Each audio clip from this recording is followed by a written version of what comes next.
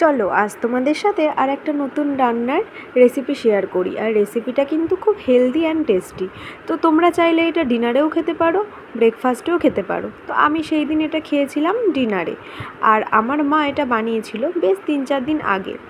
তাই জন্য আমি রেসিপিটা তোমাদের সাথে শেয়ার করব বলে ভিডিওটাও নিয়ে রেখেছিলাম, যে বেশ আমার অনেক দিনই হলো ভিডিও শেয়ার করা হয় না তোমাদের সাথে। তাই ভাবলাম যে চলো আজ তোমাদের সাথে একটু রেসিপিটাও শেয়ার করে দিই আর একটু গল্পও করা যাক।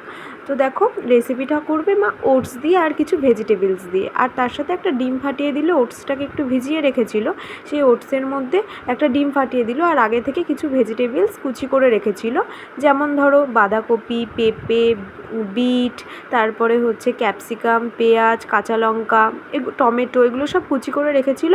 তার মধ্যে এর মধ্যে একটু নুন দিয়ে, আর ওই বাঁধাকপি যেইগুলো সব কুচিয়ে রেখেছিল ভেজিটেবলসগুলো, সেগুলোকে একটু নুন দিয়ে ভালো করে মাখিয়ে ওই ব্যাটারটার মধ্যে দিয়ে ভালো করে একটু ব্লেন্ড করে নিতে হবে। হাত দিয়ে সুন্দর করে ব্লেন্ড করে নেবে। তো কিছুক্ষণের জন্য ঢেকে রেখে দেবে।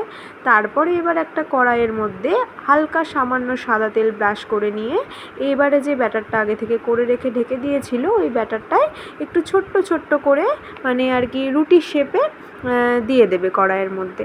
এবার দেখো মা দিয়ে দিল। এবারে এটাকে একটু ঢাকা দিয়ে নিতে হবে। ওই পিঠটা ভালো করে হয়ে যাওয়ার পরে আবারও সেমভাবেই অপর পিঠটাকে ভেজে নিতে হবে। তো দেখো ওই পিঠটা হয়ে গেছে, এবার মা উল্টে দিল। এটা দেখো সুন্দরভাবে হয়ে গেছে এই পিঠটা। এবারে অপরের পিঠটাকেও এমনভাবে ভেজে নিতে হবে। তো দেখো তারপরে ভেজে নেওয়া হয়ে গেছে। তো রেডি হয়ে গেছে আমাদের। এটাকে ওটসের চিল্লাও বলতে পারো, ওটসের পরোটাও বলতে পারো। তো যে কোনো একটা বলাই যেতে পারে। তবে খেতে যদি বলো অসাধারণ হয়েছিল। একটু সস দিয়ে মাখিয়ে খাবে, দারুণ লাগবে। তো চলো টাটা।